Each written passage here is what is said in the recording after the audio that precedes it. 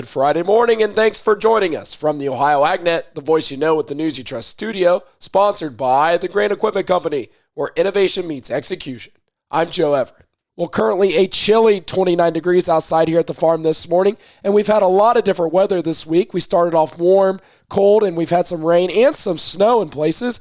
We'll have a full forecast update for you shortly to see what's ahead.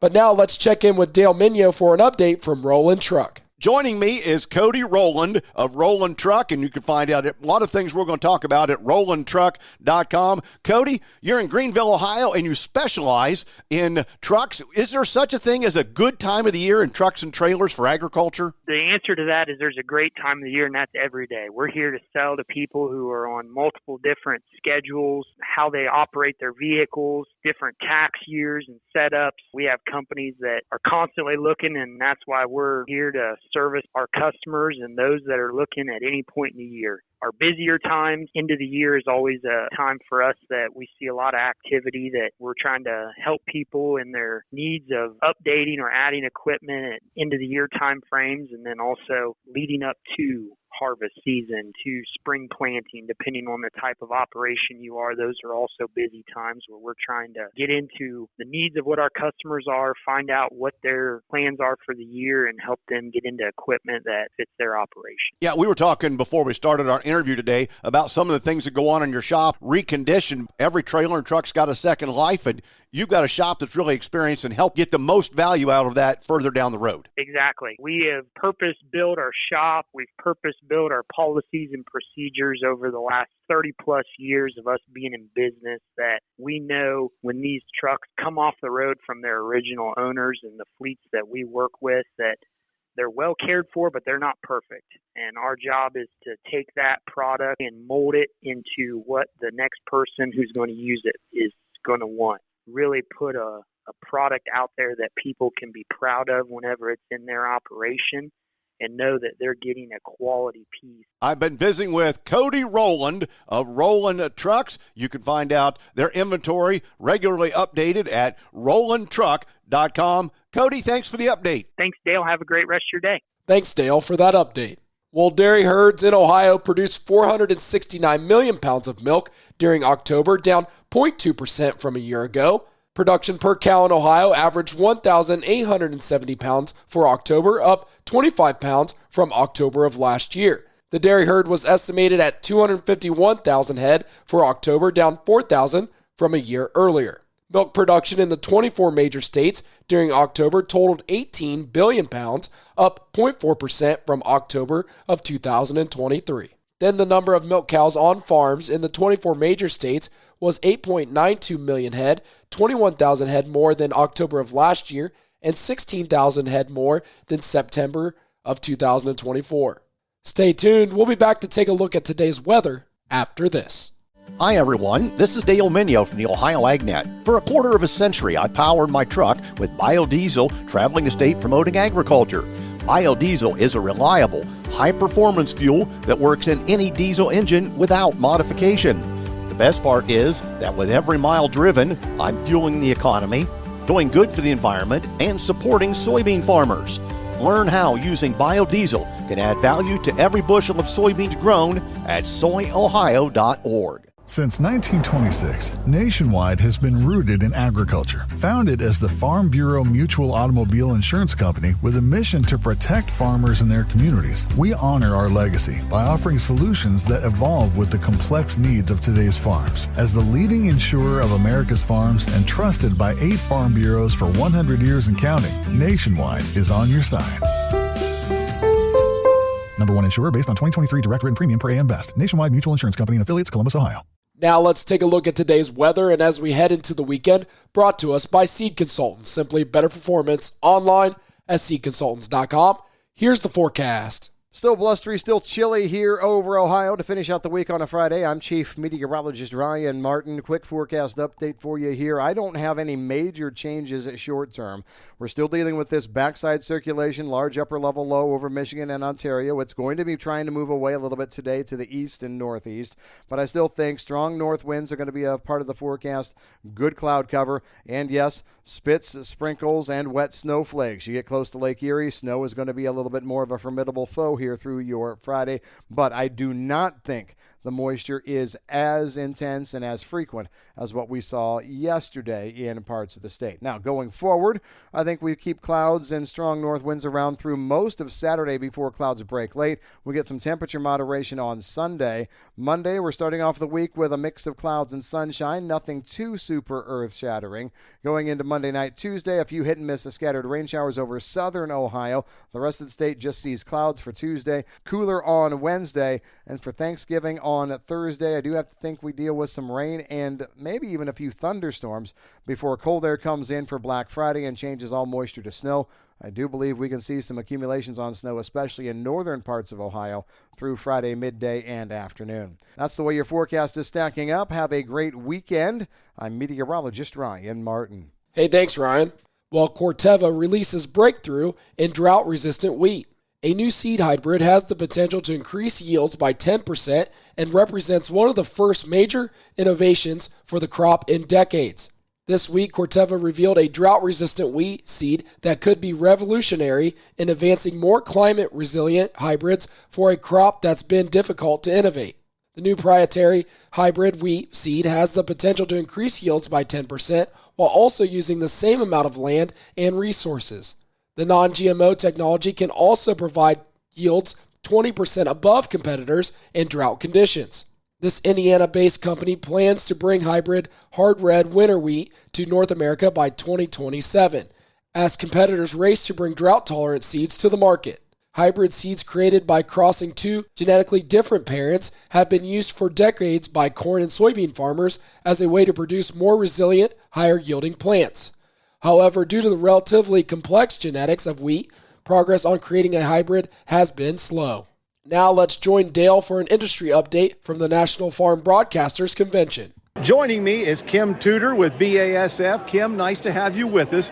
And the challenge today is, can we get enough information to producers that they want to find out more, because all the topics seem to be complicated enough. When we talk about something that spurs producers to look, what comes quick to mind for you? What should they be looking at for, let's say, 2025? I would say there are two stats that immediately come to mind for me when I'm thinking about corn and soybean growers. It's the fact that our BASF fungicides like Veltima on corn and Revitec on soybeans, roughly 8 times out of 10, we're going to out-yield those other products on the market. 9 times out of 10, we're going to out-yield that untreated acre. And we have over 1,000 head-to-head comparisons. These are not small plot replicated trials. These are large-scale grower demonstration plots that growers conduct themselves. They can learn more if they visit revexfields.com to see that local performance in their backyard. Once we look at the research, is this something that we can implement next year? Is it something that's going to be a progression over 2 to 3 years? How would you comment on that? I would say it's something that can be implemented now. You know, growers, as commodity prices are low, margins are tight, they're looking to optimize their return on investment. It's how do you set yourself up for success in 25? Like you said, going home, doing your research, learning about the additional advantages that Revitec fungicide on soybeans and Veltima on corn bring other than just disease control. Knowing that margins are tight, we don't want growers to forget BASF has locked in 0% financing on all of our crop protection and seed treatment brands until mid-March. So please reach out to your locally authorized BASF retailer to learn more. Thank you for sharing that. Kim Tudor, my guest from BASF. Thanks, Dale. And to hear this full interview, check out the featured audio at ohioagnet.com. Well, U.S.-only supply chains could emerge under Trump. Companies looking to avoid tariffs on imports from China will likely shake up their sourcing. Facing the threat of more tariffs, companies will likely begin to create supply chains just to export to America. Creating a separate supply chain for the U.S. market would mean eliminating components from China for products bound for the country. With President-elect Donald Trump's plan to impose tariffs during his administration, shippers and supply chain managers are revising their trade strategies, which could come at a higher cost. We are looking ahead to a period that might be very active for trade policy. While staying on the topic of trade, USDA's new ag trade forecast for 2025 is coming soon. Gary Crawford from the U.S. Department of Agriculture has more. One of the most difficult jobs that analysts at the Agriculture Department have is periodically trying to forecast U.S. agricultural imports and exports. It's a very, very hard thing to do. Because there's so many different factors that can affect trade. But economist Bart Kenner and his colleagues at the USDA are, as we speak, doggedly forging ahead developing the new trade forecast, which they are going to put out early next week. It will, of course, have pretty much of a wrap-up of the trade numbers for 2024. And a updated forecast for what we expect trade to be in terms of value and also volumes for some categories for fiscal year 2025. USDA will release this new report when? Tuesday afternoon. This coming Tuesday afternoon, 3 p.m. Eastern Time. Gary Crawford for the U.S. Department of Agriculture. Hey, thanks, Gary, for that update. Stay tuned. We'll be back to take a look at the grain analysis and your overnight markets after this. In a time of tight margins when every penny counts, could you be saving more on your monthly energy bill? Ohio Farm Bureau is here to help members get competitive electric and natural gas supply prices through its Energy Savings Program. Participants save an average of 10% on their rates. Let Ohio Farm Bureau help you take the guesswork out of energy savings. Request your free bill analysis at ofb.ag/energy program. Savings not guaranteed. Actual savings may vary. Here's farmer and landowner John Prue. We purchased the land about 3 years ago, and there was an old farmstead on there with trees. We were going to clear the land so we could farm through it. We thought we knew where the pipe was, so we didn't call to get it located. The work on our property led to the damage of a light crude pipeline. Fortunately, no one was hurt, but it could have been much worse. Never assume the location or depth of underground lines. Always call 811 or visit clickbeforeyoudig.com before you start work. A message from the Pipeline Operators for Ag Safety campaign.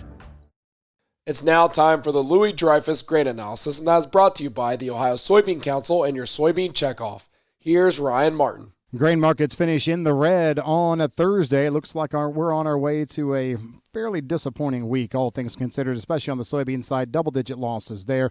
Down about 3 to 4 on the corn. Wheat finishing down 2 to about 6 cents overall. Yesterday was largely a technical day. We started it off with beans on the March contract going easily below support, 996. I'm looking at support on the March contract now all the way down probably in that 960 area. Psychologically, it's going to be 950.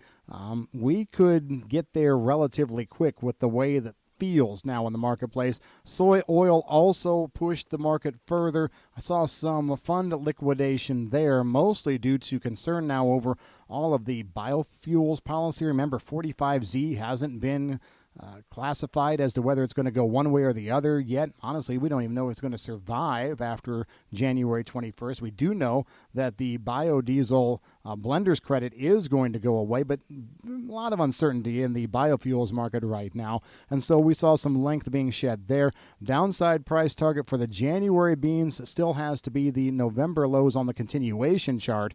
That's in there at about 963. And you look at the March contract, and it's down around 961. So we're going to be getting close to that here sooner rather than later. Now, we did see support hold on Thursday with the wheat market right around 550. Option expiration happens today. Normally, December options go off during the holiday weekend, but the holiday is late this year. Corn is just kind of hanging in there. No new flash sales over the course of the past week, which reflects that Mexico probably has finished its aggressive corn buying program. We did have some flash sales yesterday for beans, 198,000 tons to China, also an unknown amount or unknown destination with 135. Soy meal sold to the Philippines on a flash sale. We're also hearing that Sinograin out of the PNW purchased anywhere from 180 to 240,000 metric tons of U.S. beans for mid-January shipments. So, yeah, we're seeing some demand there, but it wasn't enough to keep beans from falling apart easily during the close of the session yesterday. I'm Ryan Martin. Hey, thanks, Ryan.